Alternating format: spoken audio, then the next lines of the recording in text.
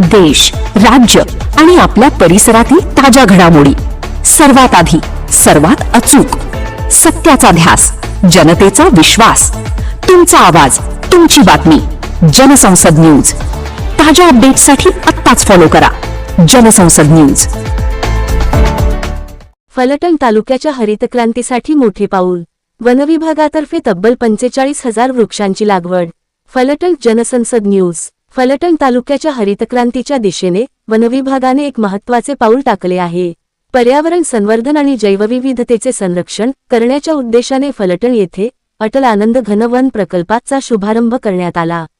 महाराष्ट्र पत्रकार कल्याण निधीचे अध्यक्ष रवींद्र बेडकिहाळ यांच्या हस्ते वडाचे रोप लावून या महत्त्वाकांक्षी उपक्रमाची सुरुवात करण्यात आली.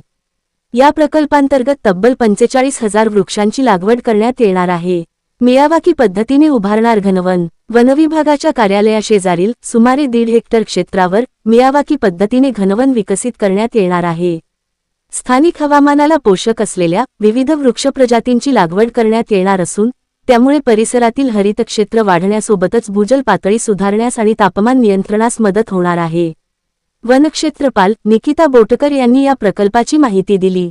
यावेळी बोलताना रवींद्र बेडकिहाळ यांनी हा प्रकल्प फलटण तालुक्याच्या हरितक्रांतीच्या दिशेने टाकलेले पहिले आणि महत्त्वाचे पाऊल असल्याचे सांगितले.